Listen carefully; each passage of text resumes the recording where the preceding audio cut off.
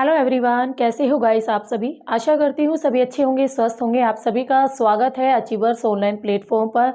और आज की क्लास में जैसा कि आपको दिख भी रहा है तो हम करेंगे भाई सिलेबस डिस्कशन और किसका DSSB का। यानी अभी आपको सबको पता है DSSB की ज्योग्राफी की काफ़ी अच्छी वैकेंसीज आई हैं सामने, ठीक है। तो वो अगर आप वैकेंसी फिल कर रहे हो और सिलेबस को लेकर काफ़ी चिंतित हो कि किस तरीके से सिलेबस आएगा ज्योग्राफी में, कहाँ से क्या आएगा, क्योंकि कोई भी ऑफिशियल नोटिफिकेशन नहीं है, ठीक है, सिलेबस का कि आपका पर्टिकुलर ये सिलेबस है। बट अगर हम लास्ट कुछ ईयर्स की DSSB की क्वेश्चन पेपर उठाएं तो उनसे हमें पता चलता है कि लास्ट ईयर्स में जो DSSB PGT लेवल में ज्योग्राफी में जो क्वेश्चंस आए हैं वो तुम्हारे नेट लेवल के हैं। नेट लेवल के क्वेश्चंस एग्जामिनर पूछता है, यानी पूरा कंप्लीट आपका ज्योग्राफी सिलेबस होता है, ठीक है। वही आपकी सेम जैसे ज्योग्राफी में अगर हम देखें, ज्योग्राफी में आपकी जितनी भी ब्रांचेज है, ठीक है, सारी ब्रांचेज आपको कंप्लीट करनी पड़ेंगी। सबसे पहले जियोमॉर्फोलॉजी, ठीक है, जियोमॉर्फोलॉजी आपको कंप्लीट पढ़नी है भाई। सेकंड क्लाइमेटोलॉजी, अभी इनके बारे में बताऊंगी भी मैं, climatology. Third oceanology. Fourth thought geography.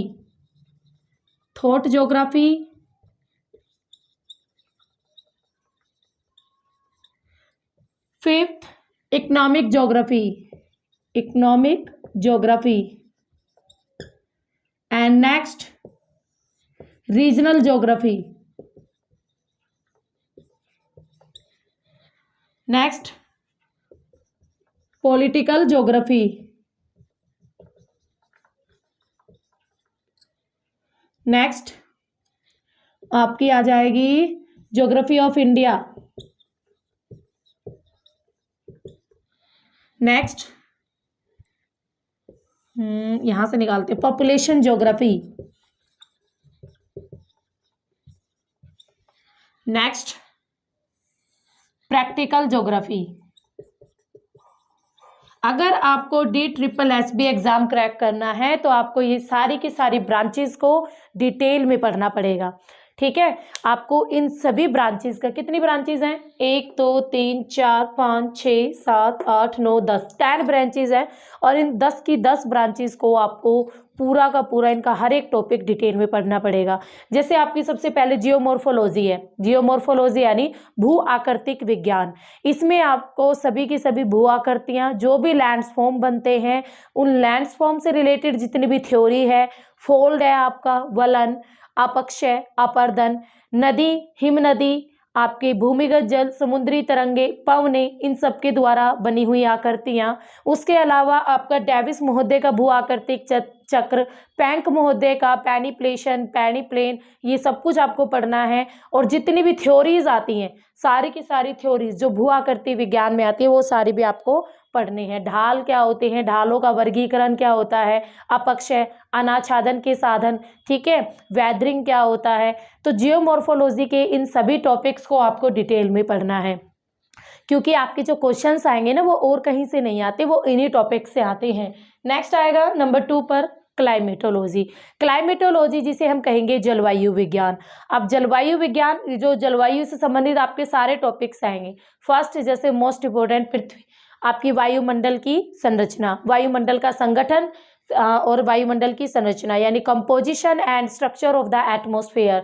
उसके साथ साथ आपकी वायु दाब, पवने, वायु राशि क्या होती है, वाताग्र चक्रवात, उष्णकटिबंधीय चक्रवात, शीतोष्ण कटिबंधीय चक्रवात, ठीक है। इन सब से रिलेटेड थ्योरीज जो भी आती हैं, जैसे वाताग्र जनन वर्ड किसने दिया, वाताग्र की उत्पत्ति से संबंधित सिद्धांत किसने दिए, तो ये सारे कंसेप्ट आ जाएंगे। उसके अलावा क्लाइमेटोलॉजी यानी वर्ल्ड लेवल पर जो भी आपके इन्वायरमेंटल जो भी इश्यूज हैं, पर्यावरणीय मुद्दे हैं, जो भी आपके जैसे आपके अलग अलग संगठन जो बने हैं, तो उन सभी संगठनों के बारे में भी आपको ध्यान से पढ़ना पड़ेगा। ऑर्गेनाइजेशन जैसे विश्व ओजोन दिवस कब से मनाया जाने लगा, किस दिन मनाते हैं, ओजोन दिवस किस दिन होता है, तो ये सारा चीज़ इसमें आएंगी। नेक्स्ट आता है ओशनियोलॉजी। ओशनियोलॉजी यानी समुद्र विज्ञान। इसमें आपको समुद्र की डिटेल स्टडी करनी है। हर एक महासागर को आपको डिटेल में पढ़ना है। प्रशांत महासागर, अटलांटिक महासागर, हिंद महासागर, आर्कटिक और अंटार्कटिका। उसके साथ साथ आपको ओशियंस को तो डिटेल में पढ़ना ही है। महासागरीय धाराएं आपको करनी है डिटेल में, कौन कौन सी महासागरीय धाराएं होती हैं। सागरों की जल की लवणता को आपको डिटेल में पढ़ना, कौन सा सागर कम गहरा है, कौन सा ज़्यादा गहरा है, कौन से फैक्टर्स है जो इन लवणता को इफेक्ट करते हैं। तापमान को भी आपको पढ़ना है, सागरीय जल के तापमान को, ठीक है। गहराई में तो कितना होता है, सरफेस पे कितना होता है, ये सारी चीज़ें। उसके साथ साथ ओशियन में आपके बहुत सारे जीव जंतु पाए जाते हैं, जैसे डाइटम है, रेडियोलेरियन है, नीली पंख, लाल पंख, उज है, आपकी परवाल भीतियाँ हैं। इन सब को भी आपको डिटेल में पढ़ना है ओशनियोलॉजी के ही अंदर। उसके साथ साथ वर्ल्ड के कुछ जो बायोम आते हैं, बायोम ऑफ द वर्ल्ड, उष्णकटिबंधीय बायोम, शीतोष्ण कटिबंधीय, तो इन सबको भी स्टडी करना है। और पारिस्थितिकी तंत्र यानी इकोलॉजिकल सिस्टम, ठीक है, वो किसने दिया, कब आया, क्या होता है, फूड चेन क्या होती है, तो ये सारी चीज़ें भी आपको ओशनियोलॉजी में ही डिटेल में पढ़नी है। उसके अलावा पॉल्यूशन वगैरह भी आपका यहीं पर आ जाएगा। कौन कौन से पॉल्यूशन होते हैं, पॉल्यूशन में कौन कौन सी गैसें होती हैं, कौन सी गैस ज़्यादा पॉल्यूशन करती है, कौन सी कम करती है, तो वो सारी चीज़ें भी आपको ओशनियोलॉजी में ही करनी है। नेक्स्ट आता है थॉट ज्योग्राफी। थॉट ज्योग्राफी यानी जिसे हम क्या कहते हैं, भौगोलिक चिंतन। अब थॉट ज्योग्राफी जो है, इसमें कौन कौन सी चीज़ें आएंगी, इसमें आपको सारे विद्वानों के बारे में, ज्योग्राफर्स के बारे में पढ़ना है। अरब विद्वान, फ्रांसीसी विद्वान, ठीक है, आपके जितने भी विद्वान, अमेरिकी विद्वान हुए थे, ब्रिटिश विद्वान हुए थे, वो सारे के सारे आपको जो ज्योग्राफर्स थे, उनकी फेमस बुक्स थी, उनकी जो भी आपकी थ्योरीज आई थी, जो इंपॉर्टेंट थ्योरी, जैसे मैकेंडर का था हृदय स्थल सिद्धांत, ठीक है, मैकेंडर की भौगोलिक दूरी था, बहुत सारे सिद्धांत थे। इसी तरीके से पाथ्रीवेकता का सिद्धांत था, ठीक है, जीन ब्रूनसना, निश्चयवाद, संभववाद, नव निश्चयवाद, डेटर्मिनिज्म, पॉसिबिलिज्म, नियो डेटर्मिनिज्म क्या थे, तो ये सारी चीज़ें भी आपको थॉट ज्योग्राफी में डिटेल में पढ़नी है। उसके साथ साथ क्वांटिटेटिव रेवोल्यूशन क्या थी, ठीक है, कुहन का पैराडाइम क्या था, तो ये सारे जो कंसेप्ट है वो आपके थॉट ज्योग्राफी में करने पड़ेंगे आपको। नेक्स्ट आता है पॉपुलेशन ज्योग्राफी। नाम से ही पता चल रहा है, यानी जनसंख्या भूगोल। पॉपुलेशन ज्योग्राफी में आपको पूरे वर्ल्ड की पॉपुलेशन के बारे में पढ़ना है, और वर्ल्ड की पॉपुलेशन के साथ साथ, ठीक है, आपको इंडिया की जो पॉपुलेशन है वो तो ज्योग्राफी ऑफ इंडिया में आपकी हो जाएगी। अब वर्ल्ड में कौन सा कॉन्टिनेंट ज़्यादा जन्म दर है, किसमें कम मृत्यु दर है, किसमें ज़्यादा है, ओवरऑल किसमें ज़्यादा है, पॉपुलेशन किसमें ज़्यादा है, ठीक है, तो ये सारे कंसेप्ट आपके यहाँ से आएंगे। जनसंख्या घनत्व क्या होता है, किस एरिया में ज़्यादा जनसंख्या घनत्व है, किसमें कम है, तो ये सारी चीज़ें आपको पॉपुलेशन ज्योग्राफी में से पढ़नी पड़ेगी। उसके अलावा जन्म दर क्या होता है, मृत्यु दर क्या होती है, कौन कौन से फार्मूले हैं, ठीक है, जनसंख्या घनत्व क्या होता है, वो सारा कंसेप्ट भी आपका यहीं पर आएगा। नेक्स्ट आता है इकोनॉमिक ज्योग्राफी। इकोनॉमिक ज्योग्राफी में आपके जितने भी इकोनॉमिक क्रियाएं आएंगी, पहले तो प्राइमरी सेक्टर, टेरिटरी, सेकेंडरी, ठीक है, क्वेटरनरी, क्वेनरी, तो ये सारे के सारे सेक्टर्स आप डिटेल में पढ़ोगे, किस सेक्टर में कौन सी क्रिया होती है, कौन सा काम आता है, जो एग्जाम में हमेशा क्वेश्चन बनता है। और उसके अलावा इकोनॉमिक ज्योग्राफी में आपके जो आता है ना, वो आते हैं भाई आपके डिफरेंट टाइप ऑफ जो मिनरल्स हैं, जैसे लोहा है, ठीक है, कोयला है, पेट्रोलियम है, प्राकृतिक गैस है, जो भी आपके मिनरल्स हैं वो सारे मिनरल्स आपके इकोनॉमिक ज्योग्राफी में आते हैं। बट यहाँ पर आप उन मिनरल्स को वर्ल्ड लेवल पर पढ़ते हो, पूरे वर्ल्ड में। जैसे लोहा उत्पादन में नंबर 1 कौन आता है, जैसे जर्मनी का है रूर एरिया, जो रूर एरिया है वो लोहे इस्पात के लिए फेमस है। तो एग्जाम में क्वेश्चन आ जाएगा रूर एरिया किसके लिए फेमस है और वो कहाँ पर है, ठीक है, तो इस्पात के लिए, लोहा इस्पात के लिए फेमस है और जर्मनी के अंदर है। तो पर्टिकुलर आपको जगह का या खान का नाम दे देगा और आगे आपको कंट्री का नाम दे देगा। तो ये इकोनॉमिक ज्योग्राफी। नेक्स्ट आती है रीजनल ज्योग्राफी, प्रादेशिक भूगोल। प्रादेशिक भूगोल, प्रादेशिक सीमा क्या होती है, किस तरीके से चीज़ें हुई थी, ठीक है, और अलग अलग जो विद्वान थे उन्होंने इंडिया को भी अलग अलग पार्ट्स में बांटा था प्रादेशिक सीमाओं के आधार पर, और आपकी सीमाएं क्या होती है, राज्य क्या होता है, ये सारी चीज़ें आपकी आ जाएंगी रीजनल ज्योग्राफी के अंदर। नेक्स्ट आता है पॉलिटिकल ज्योग्राफी। पॉलिटिकल ज्योग्राफी यानी राजनीतिक भूगोल। इसमें आपका राज्य आ जाएगा भाई, सीमा आ जाएंगी, ठीक है, और उसके अलावा आपकी सीमाएं, सीमांत, हमारी संस्कृति, हमारे जो भी आपने पढ़े ना ऑस्ट्रियाइड, निग्रोयाइड, तो ये जितने भी मंडल है वो सारे भी आपके पॉलिटिकल ज्योग्राफी में आ जाएंगी। वर्ल्ड की भाषाएं, विश्व की भाषाएं, विश्व के धर्म, ये सारी चीज़ें आपकी आ जाएंगी पॉलिटिकल ज्योग्राफी में। अब उसके बाद रहती है हमारी ज्योग्राफी ऑफ इंडिया। अगर DSSB के लास्ट ईयर्स के क्वेश्चन पेपर उठाए जाए तो अगर हम बात करते हैं, अगर 200 नंबर का आपका पेपर आ रहा है, ठीक है, 200 नंबर का आपका अगर सब्जेक्ट आ रहा है भाई, तो उसमें से हम ये कह सकते हैं आपके 40 to 50 questions geography of India से होते हैं, ठीक है, यानी 30 to 40 तो होते ही होते हैं, कभी कभी रेशो बढ़ भी जाता है और घट भी जाता है, तो नियर अबाउट आपके 35-40 क्वेश्चन तो होते ही हैं।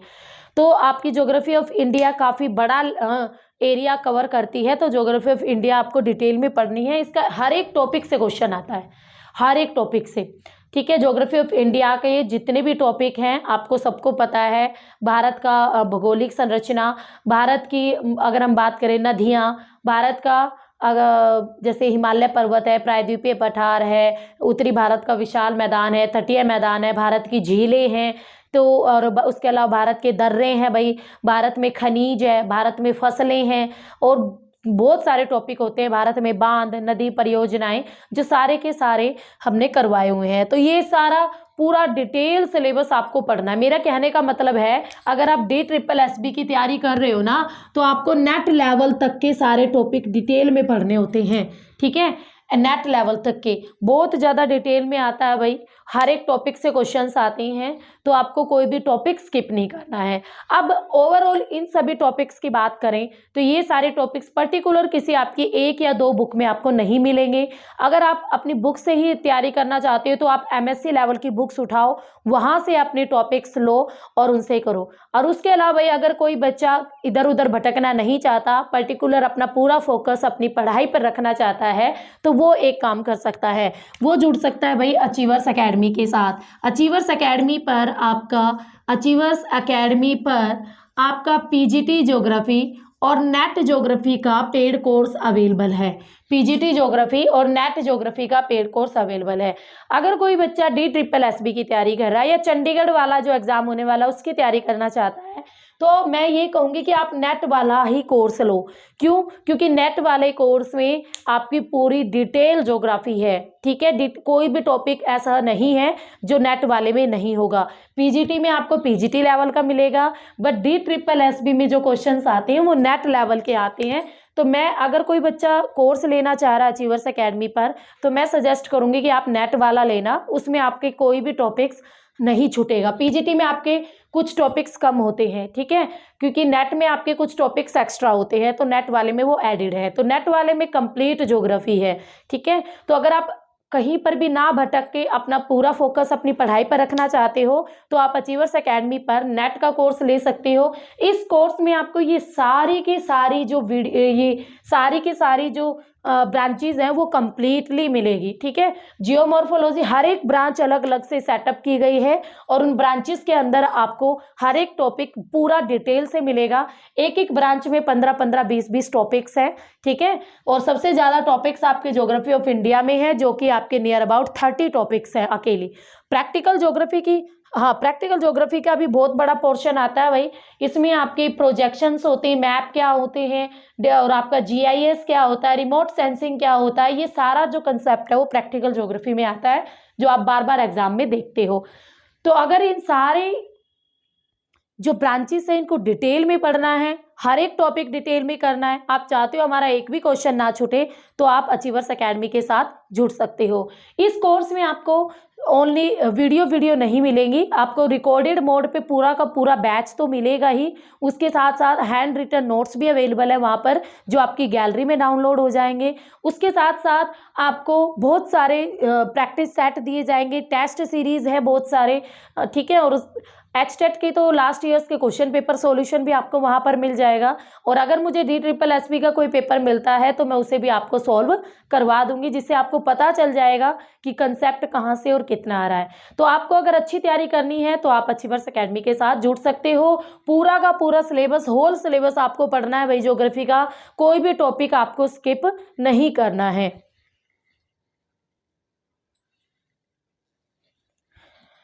देखो, क्योंकि लास्ट ईयर जब मैंने DSSB का पेपर उठाया, तो DSSB के पेपर में मैंने क्या देखा कि भाई इस पेपर में मैक्सिमम जो क्वेश्चंस आ रहे हैं वो ज्योग्राफी ऑफ इंडिया से आ रहे हैं। वो तो नॉर्मली हर पेपर में ये होता ही है, बट इस पेपर में आपकी जो थ्योरी है, जो थ्योरीज हैं वो ज़्यादा आती हैं, थ्योरीज ज़्यादा आती हैं, ये थ्योरी किसने दी, ये किसने दी, और जो उनका टाइम पीरियड है, जैसे सन पूछा जाता है ज़्यादा, ये थ्योरी कब आई, ये थ्योरी कब आई, जो पर्टिकुलर फेमस होती है ना वो, ठीक है। तो इस तरीके से क्वेश्चंस आते हैं। उसके अलावा ये किसने कहा, ये किसने कहा, ये भी क्वेश्चंस बहुत ज़्यादा आते हैं DSSB में।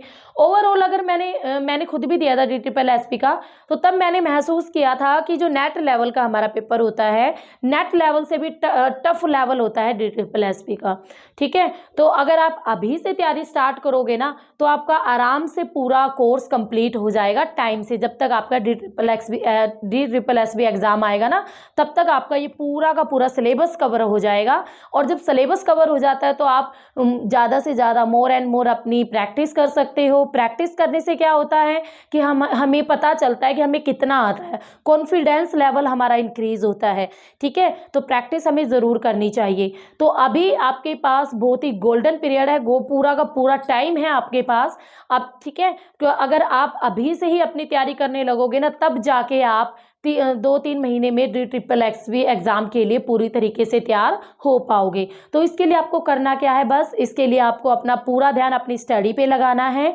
ठीक है। जो बच्चे कोर्स के साथ नहीं जा रहे, तो वो भैया MSc लेवल की बुक में से अपने टॉपिक्स आप ढूंढो, क्योंकि MSc लेवल एक ब्रांच की बुक इतनी मोटी है, उनमें से आपको अपना कंसेप्ट निकालना पड़ेगा, फिर उसमें टाइम बहुत सारा लगेगा। तो सारी ब्रांचेस की आपको बुक उठानी पड़ेगी, अगर आपके पास MA या MSc की बुक होगी तो, ठीक है। अगर मैं ये कहूँ 11th और 12th की NCERT, हाँ, अगर अच्छा रहेगा अगर आप 11th और 12th की भी NCERT कंप्लीट कर लोगे, क्योंकि ये जो NCERT है ये आपका बेस लेवल बनाएगी, और उसके साथ साथ 10th की भी ऐड कर लेना भाई। 10th 11th 12th इन तीनों के NCERT आप ऐड कर सकते हो। ये NCERT पढ़ने से आपको, देखो मैं ये नहीं कहूँगी खाली आप NCERT पढ़ लो आपका काम चल जाएगा, नहीं, आपको NCERT से तो बहुत ज़्यादा डीप लेवल है इन सारी ब्रांचेस में कोर्स के अंदर। आप NCERT कर रहे हो, अच्छी बात है, ठीक है। NCERT आप जरूर पढ़ो, आपका बेस लेवल बनेगा। उसके अलावा NCERT के साथ साथ आपको डिटेल में भी चीज़ों को पढ़ना पड़ेगा, ठीक है। और कोई भी बच्चा जो 10th 11th 12th की NCERT करना चाह रहा है, तो मेरे खुद के चैनल पर भी, मेरे चैनल का नाम है भाई स्टडी विद दीपा सैनी। तो स्टडी विद दीपा सैनी में आपको इन तीनों क्लासेस की, और इसके साथ 9th की भी ज्योग्राफी की NCERT कंप्लीट मिल जाएगी, तो आप वहाँ से कंप्लीट कर सकते हो। उसके अलावा बहुत सारा कंसेप्ट है मेरे चैनल पर भी, तो आप वहाँ से देख सकते हो, ठीक है। तो NCERT तो आपको करनी ही करनी है, प्लस आपको सारी की सारी जो ब्रांचेस मैंने आपको यहाँ पर बताई है, ये सारी ब्रांचेस आपको पूरी डिटेल में पढ़नी है। कोई भी ब्रांच आपको स्किप नहीं करनी है। अगर आप ब्रांच स्किप करोगे तो उससे रिलेटेड क्वेश्चन आपको एग्जाम में दिखेंगे ही दिखेंगे। तो अब आप रेडी हो जाओ, नया साल आ रहा है, तो नए साल से पहले आप ये निश्चय कर लो कि हमें गवर्नमेंट जॉब चाहिए ही चाहिए, और गवर्नमेंट जॉब चाहिए तो आपको तैयारी करनी पड़ेगी। तो तैयारी करनी है तो आप कंसेप्ट ढूंढो, या कंसेप्ट नहीं ढूंढना तो अचीवर्स एकेडमी के साथ ज्वाइन करो, ठीक है। तो कैसी लगी वीडियो और सिलेबस डिस्कशन, देखो यहाँ पर मैंने एक टॉपिक आपको लिख के नहीं बताया है कि ये आएगा, क्योंकि जब एक ब्रांच का नाम लिख देते हैं ना, यानी उस ब्रांच से रिलेटेड सारे टॉपिक्स आएंगे, और इनसे रिलेटेड जितने भी कंसेप्ट है, जितने भी टॉपिक्स हैं, वो सारे ऑलरेडी कंप्लीटेड है अचीवर्स एकेडमी ऐप पर, ओके। और वैसे भी भाई नेट ज्योग्राफी की आपको निशा मैम के चैनल पे ही वीडियो भी मिल जाएगी, जिसमें नेट ज्योग्राफी का जो मैंने दिया हुआ है ना पूरा का पूरा सिलेबस, वही आपका सेम DSSB का सिलेबस है। क्योंकि DSSB के से कोई ऑफिशियल नोटिफिकेशन तो है नहीं सिलेबस का कि ये सिलेबस है, तो हमें पूरी होल ज्योग्राफी पढ़नी है DSSB के लिए, ताकि हमारा एक भी क्वेश्चन ना छूटे, ठीक है। तो फिर मिलेंगे, तब तक के लिए आप इन सारे कंसेप्ट, सारी ब्रांचेस को कर लेना। और हाँ, अगर कोई क्वेरी हो तो आप मुझे इस नंबर पर व्हाट्सएप मैसेज कर सकते हो। ये मेरा पर्सनल नंबर है, ठीक है। इस पर आप मुझे व्हाट्सएप मैसेज कर सकते हो, किसी भी कोर्स के रिगार्डिंग आपको कुछ पूछना है या आपकी और कोई भी क्वेरी है तो 9728771666 नंबर पर आप मुझे व्हाट्सएप मैसेज कर सकते हो। तो फिर मिलेंगे, तब तक के लिए have a nice day and happy new year. पहले ही कर रही हूँ मैं आपको, ओके, बाय बाय।